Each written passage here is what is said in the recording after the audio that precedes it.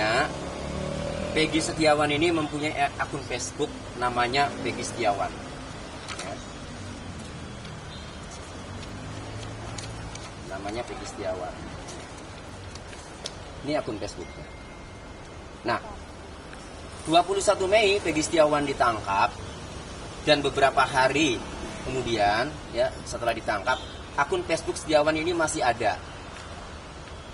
Bahkan setelah ditangkap, setelah tahu bahwa itu Peggy Setiawan, netizen beramai-ramai mencari akun Facebook Setiawan. Kemudian netizen berhasil men-screenshot, memfoto layar postingan-postingan Peggy Setiawan. Setelah rame, postingan-postingan Peggy Setiawan itu muncul yang menunjukkan bahwa Peggy Setiawan itu berada di luar Cirebon, berada di Bandung.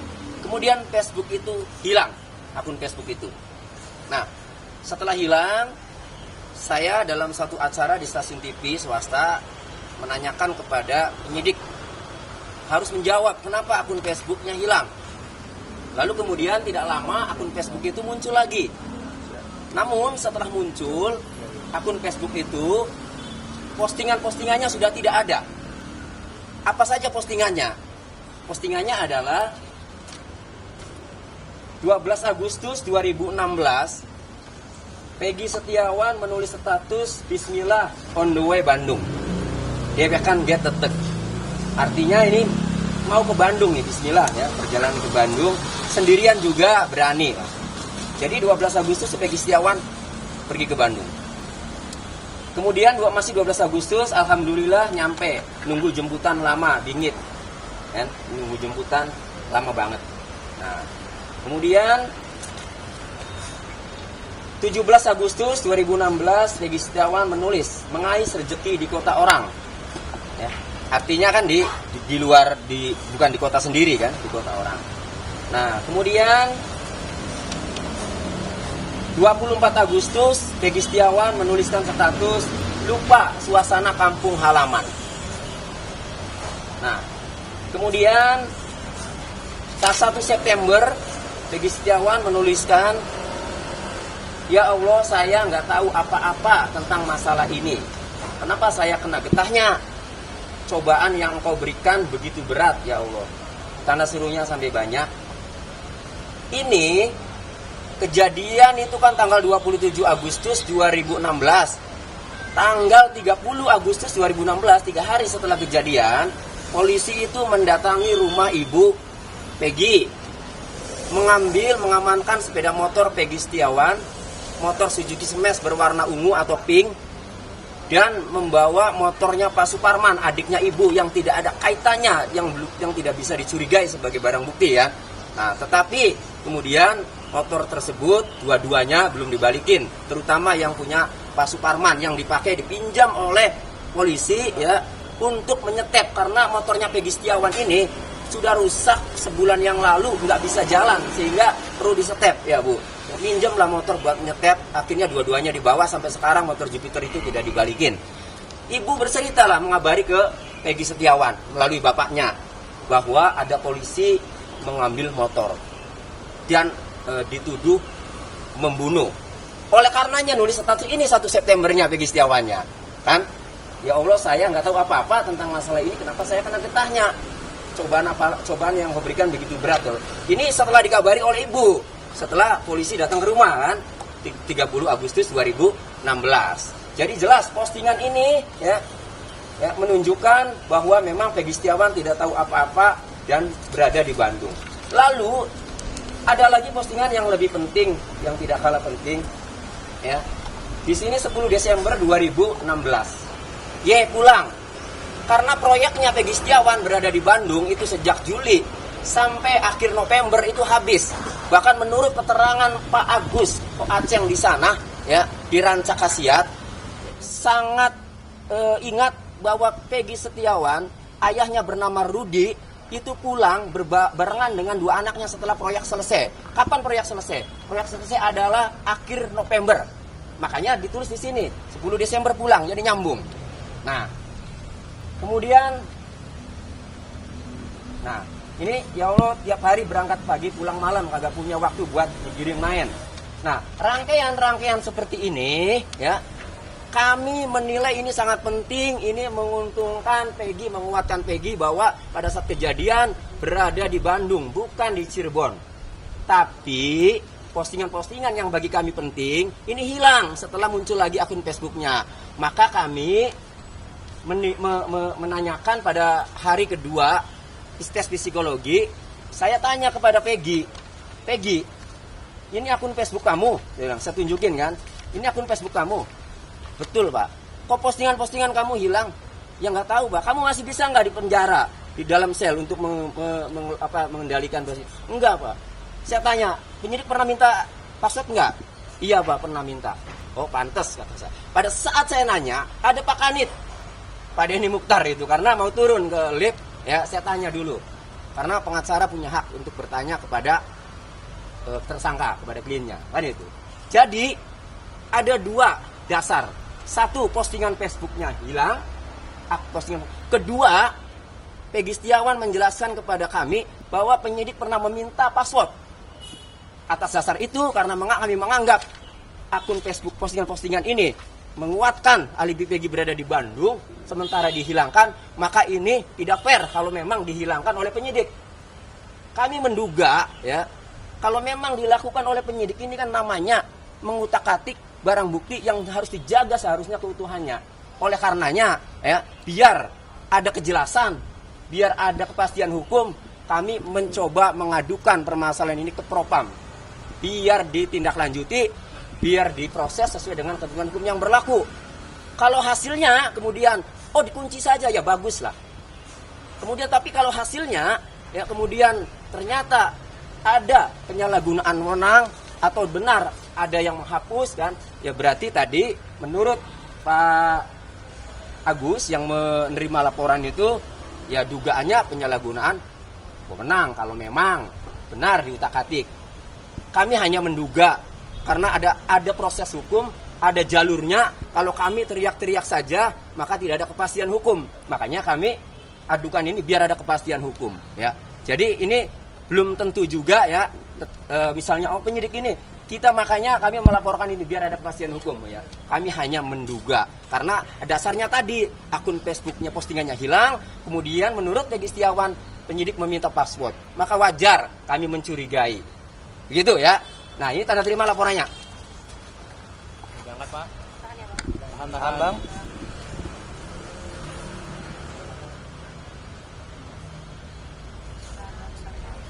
Boleh Pak ke kanan lagi, kanan tengah-tengah.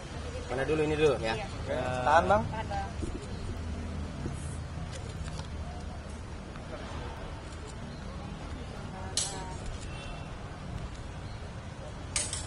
Ya, ganti sini.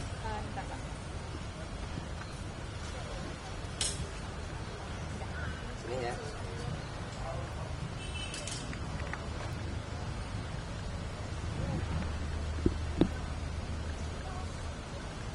Sudah. Siap.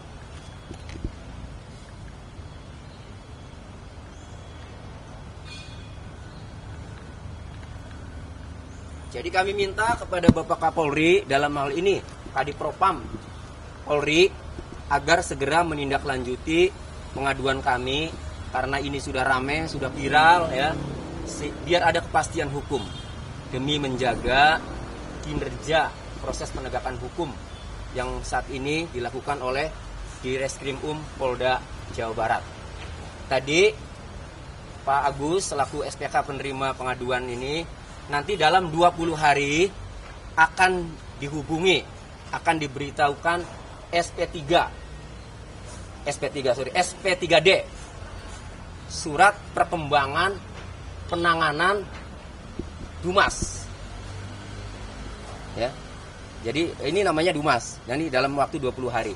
Gitu. Jadi kami berharap ya dengan diadukannya mengenai postingan Peggy Setiawan yang hilang ini ya, maka akan ada kejelasan. Intinya gini, harus fair lah. Kalau memang adanya seperti ini, bukti-bukti ini ya biarkan harus fair. Kalau memang harus sampai ke pengadilan, biarlah nanti hakim yang menentukan. Biar hakim yang memutuskan.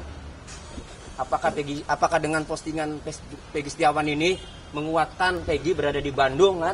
Gitu. Tapi yang jelas Kami sangat yakin kenapa kami harus melaporkan. Karena DPO-nya itu Peggy alias Peron, bukan Peggy Setiawan. Dari putusan pengadilan pun, pengadilan atas nama 8 terpidana yang sudah divonis 8 tahun yang 7 seumur hidup, jelas putusan pengadilannya tidak ada menyebut nama Peggy Setiawan yang adalah Peggy alias Peron. Kendaraan yang disitanya pun dalam putusan pengadilan yang dijadikan barang bukti, 11 pelaku yang 8 divonis, 3-nya DPO Andi, Dani dan Peggy alias Peron. Kendaraannya ada 7 sepeda motor, tidak ada menggunakan motor Suzuki Smash. Peggy alias Peron di situ perannya menggunakan motor Vario warna hitam. Ibu, Peggy punya motor Vario warna hitam nggak, Honda? Enggak. Ibu, Honda Suzuki Smash yang disita pada saat 30 Agustus 2016 itu sudah lama rusak ya? Ya, udah sebulan lebih rusak. Iya. Ibu pada saat polisi datang menanyakan ke ibu, ya, Peggy Setiawan berada di mana, Peggy? Ibu jawab ya, di mana? Ya, ada di Bandung. Di Bandung, kerja. Kalau yakin dari dulu, kenapa tidak ditangkap gitu loh? Penyidik itu pinter-pinter, penyidik Indonesia itu. Penyidik Polri itu pinter-pinter, kenapa nggak ditangkap? Bila udah rame, sekarang kekejar-kejar dengan keramaian ini. Oke, silakan ada pertanyaan. Katanya juga akan ke KPK. Iya. Hari ini nanti jam 12 ya, kami ke KPK.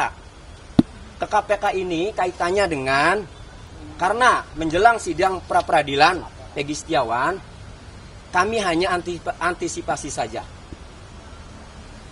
agar KPK mengawasi, memonitor aparat penegak hukum yang terlibat dalam proses pra peradilan Peggy Setiawan nanti. Itu. Ya, rekan-rekan paham lah udah. Nah, ke MA karena di Mahkamah Agung ada kewenangan dari unit ya Mahkamah Agung namanya Bawas, Badan Pengawasan Hakim ya di Mahkamah Agung. Maka kami minta ke Ketua Mahkamah Agung nanti jam 14 siang ini agar mengawasi jalannya persidangan pra peradilan. Supaya ini upaya kami. Karena kami yakin klien kami ini tidak terlibat dalam pembunuhan Vina Eki, sehingga kami memerlukan pengawas-pengawas ya yang memang mempunyai otoritas untuk mengawasi semua. Upaya kami semua lakukan. Kalau kami sudah melakukan upaya semua, kemudian masih tetap, ya sudah berarti kami lihat nanti kami bela nanti di perkara, di pokok perkara pemeriksaan atau sidang di pokok perkara Peggy nanti kan. Kalau ternyata di prapidnya itu kemudian sudah diawasi masih saja ditolak kan gitu. Nah, tapi kami yakin sebenarnya, makanya karena kami yakin kami memerlukan bantuan institusi yang mengawasi itu. Itu aja sebenarnya. Tidak ada kami mencurigai atau menemukan, enggak ada. Cuma kami antisipasi saja. Itu.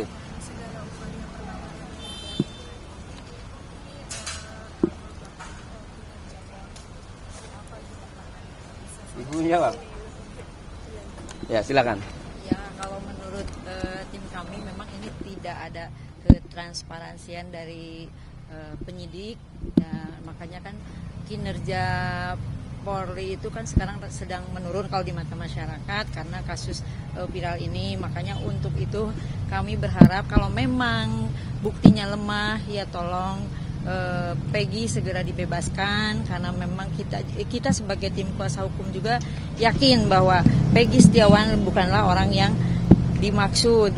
Kalau memang itu adalah motifnya pembunuhan berencana, tentunya haruslah mereka saling kenal. Tapi Peggy Setiawan tidak mengenal Vina maupun Eki. Dari situlah alibi kita. Dan kemudian juga pada saat tanggal 27 Agustus 2016 Peggy Setiawan itu memang sedang berada di Bandung, dan itu pun dibuktikan dengan postingan-postingan dan juga saksi alibi yang memang sudah kita kemukakan kepada media. Ibu, menurut Ibu ini tampak buru-buru nggak sih polisi mengingat ini kan berkas Peggy? Iya betul, sementara memang terburu-buru. Padahal sih kita melihatnya itu bukti-bukti sangat lemah gitu dari pihak kepolisian.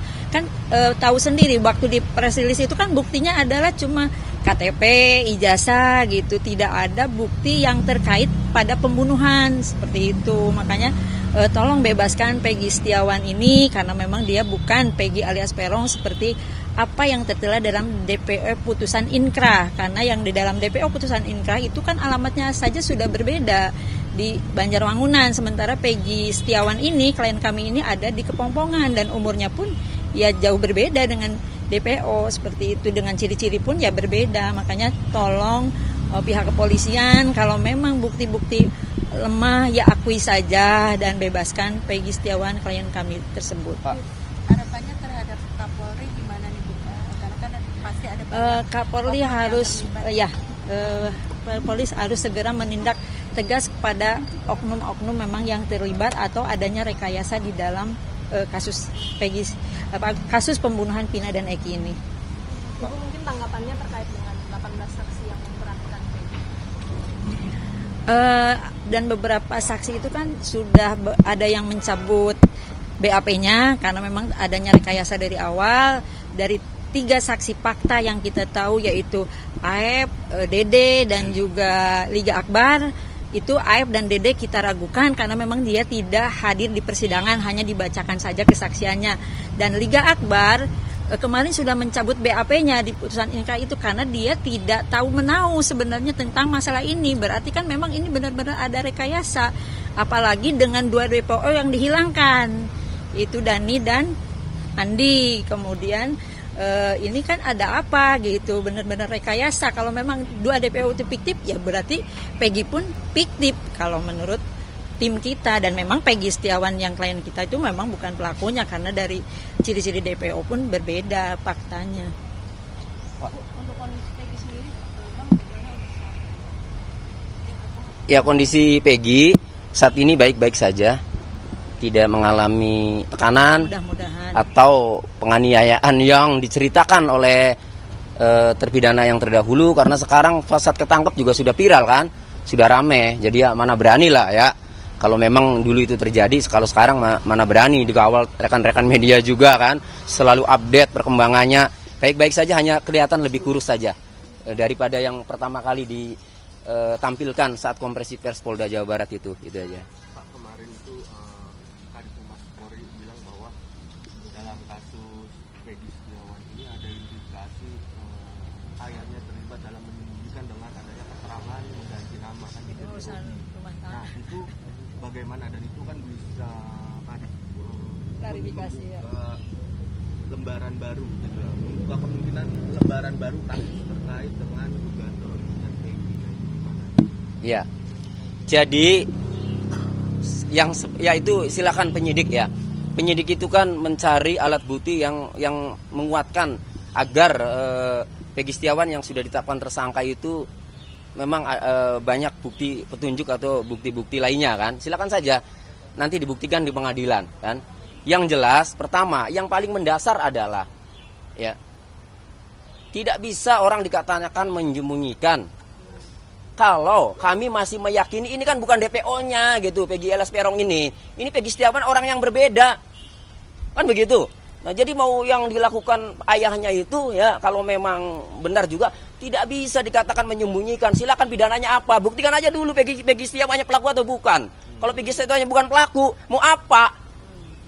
Masih nggak pakai otak. Terkait dengan Ya. pergantian nama, Nah pergantian nama itu memang nama gaulnya Robi. Robi Setiawan. Iya, dan nama adiknya itu Robi Setiawan.